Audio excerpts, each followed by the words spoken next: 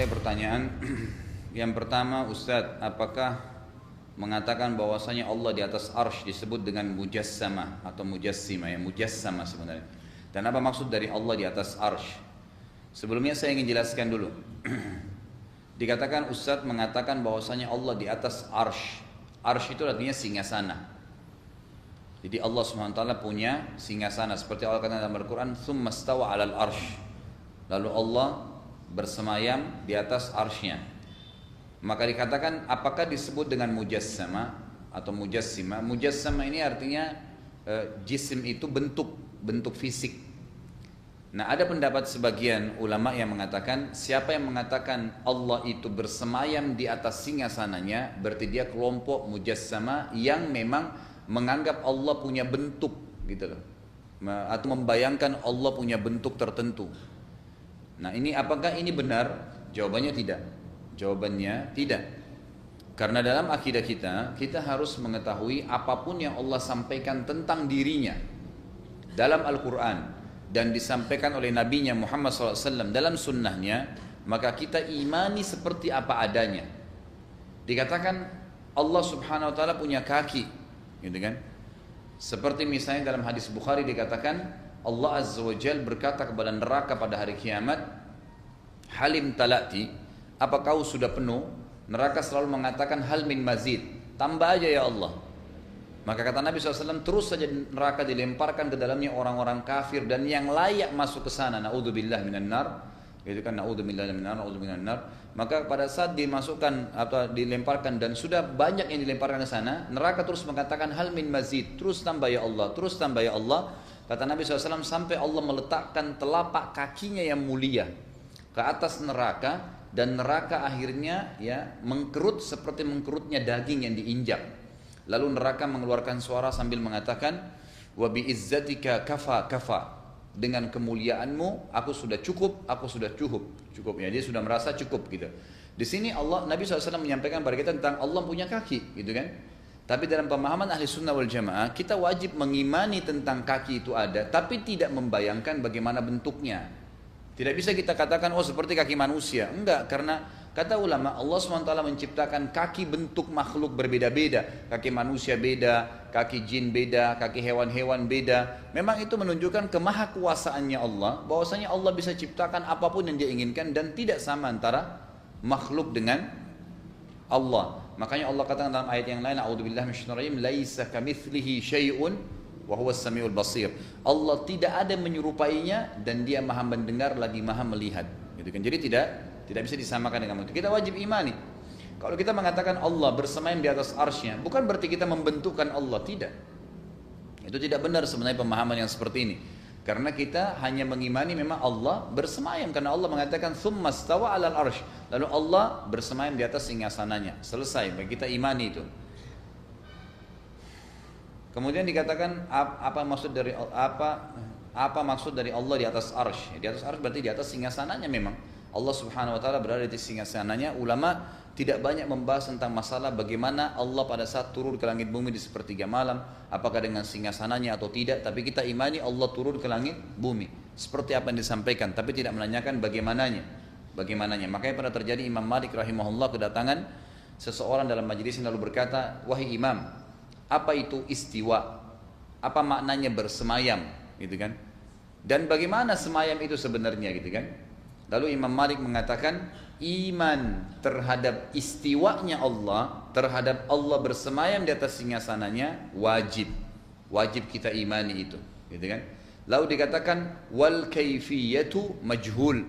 Sementara caranya Allah naik ke singgasana dan caranya Allah turun majhul, tidak pernah kita tahu dan tidak diinformasikan.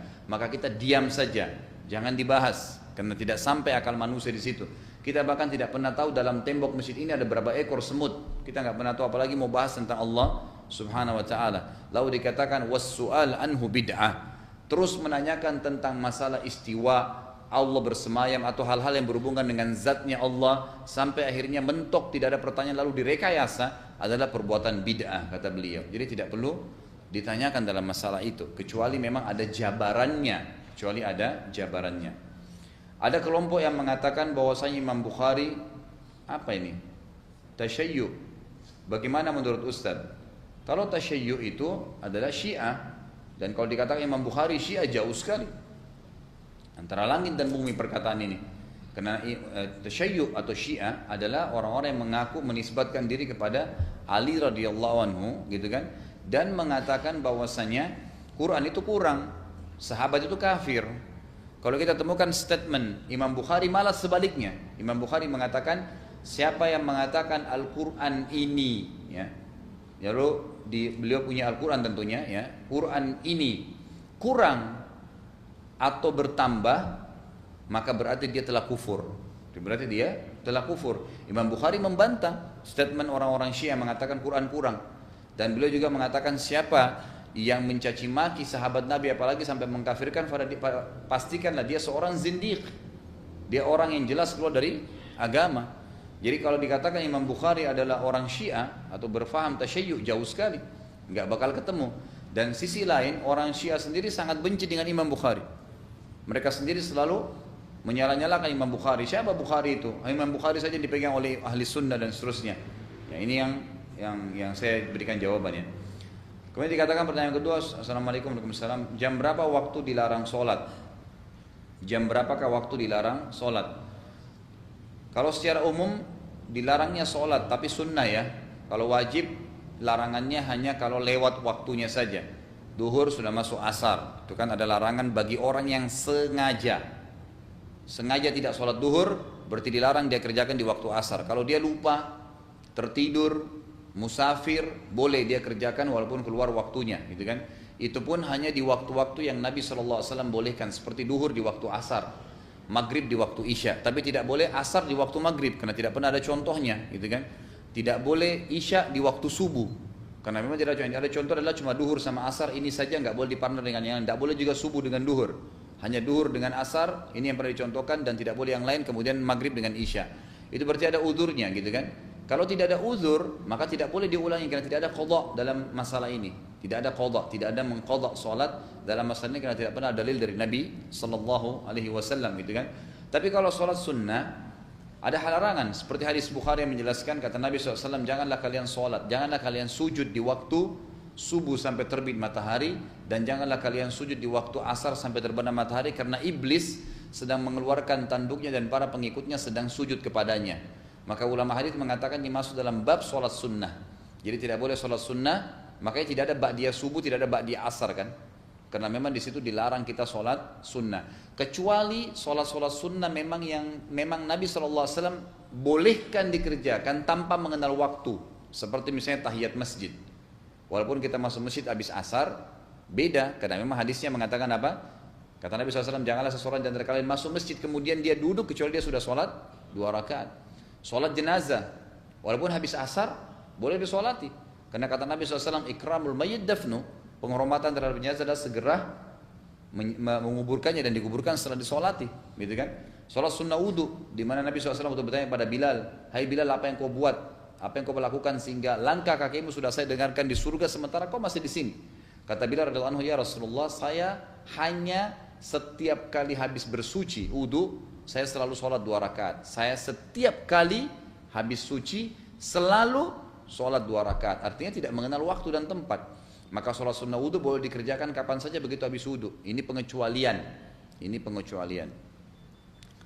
Bagaimana pengertian hadis Nabi SAW mengenai terasa buang angin, namun jangan keluar masjid atau batal sholat sampai tercium atau bunyi. Hadis Nabi SAW ini ada sebab urutnya, ada sebabnya. Kalau ayat Al-Quran ada sababun nuzulnya ya. Ada sahabat yang sholat kemudian diikuti dengan was-was. Sahabat ini sering was-was gitu kan. Dia ragu keluar angin gak ya gitu ya. Lalu dia tanya Nabi SAW, ya Rasulullah, bagaimana kalau begitu perasaan saya? Maka kata Nabi SAW, janganlah kamu berhentikan sholatmu sampai engkau mendengar suara anginmu, mohon maaf, atau engkau mencium baunya. Kita harus tahu sababul wurud hadis tadi, sebab disebutkannya hadis karena sahabat ini was-was gitu kan. Tapi kalau memang orang tidak was-was nggak usah, karena semuanya ya asyak tuzal bil yakin. Semua keraguan harus dihilangkan dengan keyakinan. Jadi yang dominan, saya masih punya wudu nggak ya? Kembali kepada dominan perasaan kita. Oh iya, kita yakin saya sudah wudu, ya sudah selesai. Ya, kita harus menghilangkan semua keraguan-keraguan. Kita harus menghilangkan keraguan-raguan. Ya. Bagaimana hukum isbal untuk perempuan? Kenapa harus menjulurkan kain sampai tanah? Gitu. Isbal sudah saya katakan, kalau bagi perempuan tidak ada bahasan khususnya, gitu kan? Ya, walaupun ada ulama yang membatasi kalau sampai tabzir, seperti baju pengantinnya orang non muslim itu yang panjang sampai 10 meter, tentu apa? Itu yang bisa dikatakan mungkin masuk dalam kategori isbal bagi wanita, ya kan gitu. Tapi kalau menutupi mata kaki, menutupi telapak kaki malah dianjurkan, bahkan dalam buku-buku fikih dijelaskan wanita dianjurkan untuk menjatuhkan ya pakaiannya sampai memastikan telapak kakinya walaupun dia berlari tidak kelihatan. Jadi artinya betul-betul sampai ada ulama mengatakan 1 siku gitu kan ukurannya dari bawah mata kakinya. Kalau laki-laki yang dilarang sebagaimana sudah kita bahas gitu. Dan tadi sudah saya tuntun yang bertanya ini bahwa saya beli buku Mulia dengan Jenggot dan Tidak Isbal. Nanti dibahas itu banyak masalah isbal dan sudah saya jelaskan pada pertemuan yang lalu ya. Kenapa harus ditutup mata kaki ya? Karena Nabi SAW perintahkan. Sama halnya Anda tanya, kenapa harus sholat tahajud di malam hari? Kenapa nggak pagi hari saja? Ya karena diperintahkan dalam agama.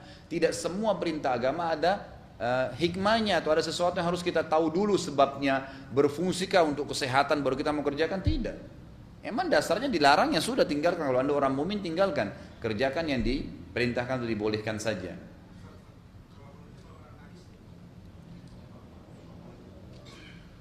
Secara zahir. Jadi pertanyaannya bagaimana kalau seandainya wanita kainnya menutupi mata kaki sampai ke bawah lalu kena najis. Tentu kalau najis, kita gini, dalam Islam hukumnya hukum zahir. Tahu zahir nggak? Zahir itu yang kelihatan, yang ketahuan saja. Kalau misalnya jelas yang kita injak atau di pakaian kita ada najis, ya dicuci. Kalau tidak, ya tidak, gitu kan? Begini saya kasih contoh. Ada sebuah riwayat menjelaskan, Umar bin Khattab radhiyallahu anhu pernah berjalan dengan seorang sahabat yang lain menuju ke masjid ya. Waktu sementara jalan, tiba-tiba ada sahabat yang lain di rumah dia dan lantai 2 di jendela, lagi buang air dari jendela. Jatuhlah ke tanah, kepercik ke baju sahabat yang bersama Umar. Maka dia balik ke atas, dia mengatakan kepada sahabat yang di atas itu, air apa yang kau buang? Maksudnya najis nggak? Gitu. Lalu Umar mengatakan kepada yang di atas, jangan kamu jawab. Yang dikatakan juga kepada yang di bawah ini, jangan kamu tanya. Maksudnya apa? Ulama fikih menjelaskan. Maksud Umar, air hukum asalnya apa? Suci. Dia akan najis kalau berubah warna, bau dan rasa, gitu kan? Itu baru tidak bisa dipakai suci. Kalau air putih sudah dikelola menjadi Fanta misalnya, udah nggak boleh, nggak layak lagi dipakai suci karena berubah warna atau berubah bau karena bau yang tidak enak. Tapi kalau air hujan banjir mengalir, nggak ada hubungannya itu. Apalagi kalau air mengalir ya, jelas itu tidak ada masalah. Itu kan walaupun kita lagi jalan di banjir, kemudian ternyata ada kotoran yang lewat, sementara kita tidak tersentuh, maka kita tidak kena, karena airnya mengalir, nggak dihitung. Air yang jelas-jelas najis itu kalau dia tergenang dan ada najis di atasnya, maka itu jelas ya baru najis. Kalau enggak maka enggak ada masalah. Makanya pakaian dia kalau kita mau bicara, saya harus detail mencari. Kalau antum lagi, mohon maaf, kalau laki-laki buang air kecil saja, itu kalau kita mau hitung atau mau teliti, mungkin banyak percikan yang kena celana kita gitu kan. Tapi hikmah syar'i tidak. Yang kamu ketahui jelas lihat baru bisa membatalkan. Kalau tidak itu tidak ada. Jadi angkat dari umat ini hal-hal yang dia tidak tahu gitu. Apakah boleh berdoa pada saat sujud atau tahiyat akhir pada sholat sunnah maupun wajib? Boleh, jelas boleh. Sabda Nabi SAW kan jelas. Dalam hadis sahih dikatakan, فَإِذَا رَكَعْتُمْ فَأَظِّمُوا اللَّهِ وَإِذَا سَجَدْتُمْ فَأَكْثِرُوا فِيهِ الدُّعَاء فَإِنَّ qallama turaddu wa yuraddu du'a inda sujud, dengan atau kama qala Nabi SAW. Jadi kalau kalian ruku agungkan Allah, kalau kalian sujud perbanyaklah doa, karena sangat jarang doa ditolak pada saat sujud. Dan sudah saya jelaskan kan, ulama sekarang ini sudah memberikan fatwa dan sudah umum itu bolehnya memperbanyak doa di sujud dan boleh menggunakan dalam bahasa kita pun tidak masalah. Ya, karena memang ada pembolehannya dalam hadis, perbanyaklah doa. Kalau orang Arab sakit, bolehkah dia bilang dalam sujudnya dalam bahasa dia, Allahumma shfini, ya Allah sembuhin saya? Boleh, gitu kan? Karena Nabi SAW bilang perbanyaklah doa, sangat jarang doa ditolak, gitu kan? Kalau orang Indonesia atau orang dari gunung kita nggak ngerti bahasa Indonesia pun tidak, dia pakai bahasa daerahnya sakit, dia minta dalam sujud ya Allah sembuhin saya dalam bahasa dia, boleh kan? Boleh saja, karena memang itu ya ada pengkhususan. Yang tidak boleh kalau lagi ruku kita bahasa Indonesia, nah itu nggak boleh, nggak ada dalil. I'tidal, sami Allahu hamidah, lalu saya mau baca bahasa Indonesia, itu nggak boleh. Tapi kalau sujud memang ada pembolehan atau pengecualiannya gitu.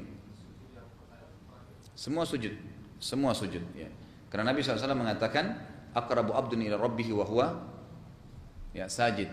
Paling dekat seorang hamba dengan Allah pada saat dia sujud. Fa'akhir fi du'a, perbanyaklah doa di dalamnya. Jadi bukan sujud terakhir. Masya Allah, ini yang bertanya tadi tidak ikuti dari awal kalian. Apakah pembantu saat ini bisa dianggap sebagai budak? Ini bagaimana ini? Nah, jadi bukan, makanya saya bilang dari awal definisi budak adalah ya, individu-individu yang masuk dalam ghanimah, harta rampasan perang, gitu kan? Lalu kemudian dibagikan kepada mujahidin. Pembantu nggak ada hubungannya, mereka itu orang bebas. Ingat ya, saya sudah katakan ini, jangan lagi bilang boleh digauli pembantunya gitu, karena alasan budak boleh. Apa kriteria yang bisa tergolong sebagai budak di zaman sekarang? Tetap sama saya katakan, tidak ada hubungannya zaman sekarang zaman dulu. Intinya berperang. Kalau anda mau dapat budak, jihad dulu, gitu. Nah, gitu bahasanya. Pak Ustadz, mohon maaf sebelumnya jika pertanyaan ini kurang pantas karena di dalam masjid. Maksudnya apa?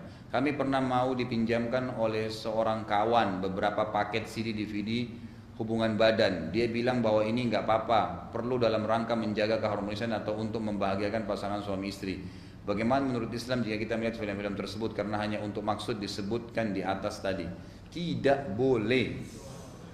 Sudah saya bahasakan. Karena pertama melihat auratnya orang, itu kan tidak boleh. Auratnya orang tidak boleh dilihat. Itu pertama ya. Melihat aurat laki-laki nggak boleh. Bagi laki-laki sendiri nggak boleh. Laki-laki lihat laki-laki nggak boleh lihat kemaluannya. Di atas pusat mungkin masih bisa dilihat dada, tapi kalau perutnya ke bawah itu dilarang kan laki-laki sampai ke lututnya. Melihat laki-laki melihat aurat laki-laki, kemaluan laki-laki itu haram, berdosa. Apalagi kalau perempuan yang lihat, gitu kan? Itu lebih dosa. Sebaliknya juga begitu. Laki-laki tidak boleh melihat perempuan apapun kecuali wajahnya dan telapak tangannya. Itu pun kalau ada maksud syar'i, mau melamar misalnya. Kalau tidak ada iseng setiap orang lewat akhwat diliatin itu nggak boleh. Kan gitu, haram. Pandangan pertama mau kata Nabi SAW yang tidak sengaja itu tidak dicatat, tapi kalau sudah sengaja maka dicatat, kan gitu. Kalau lihat sekalipun sengaja lama dosa, gitu kan? Nah iya, jangan lagi alasan Ustaz Khalid bilang pandangan pertama boleh, tidak. Yang tidak disengaja, ingat bahasa saya jelas, gitu kan? Jadi jangan sampai salah paham. Nah ini itu kalau tidak sengaja maka nggak masalah, itu sekali aja. Kalau sudah dilanjutin pandangan itu haram. Itu kalau pakai jilbab pun tidak boleh loh. Tutup aurat. Apalagi nonton film porno yang jelas-jelas kelihatan semua auratnya. Itu pertama. Yang kedua, mereka di film itu sedang berzina. Anda sedang mendukung orang yang berzina. Gitu. Bagaimana bisa dikatakan itu boleh? Dari sisi mana gitu? Yang ketiga, hubungan biologis itu sifatnya fitrah. Tanpa belajar bisa pintar. Sama halnya orang minum melalui mulut. Orang semua tahu bukan dari kuping gitu kan. Itu sudah dengan sendirinya fitrah kok itu. Allah SWT sudah ciptakan begitu. Sebagaimana orang tahu kalau makan dimasukkan dari mulutnya gitu kan. Itu semua begitu. Orang bisa mengetahui itu. Orang bisa mengetahui dengan fitrahnya. Terlebih lagi memang ada tuntunan secara syar'i. Dibolehkan mempelajari ada, bukan cuma dibolehkan ya, memang disebutkan ada. Anda bisa kalau yang sudah ngikutin TV Visual. Sekarang teman-teman Wisol lagi terbitin DVD saya judulnya Manajemen Rumah Tangga. Ada panjang lebar saya bahas. DVD itu waktu tablik akbar di Malang 3,5 jam atau 4 jam.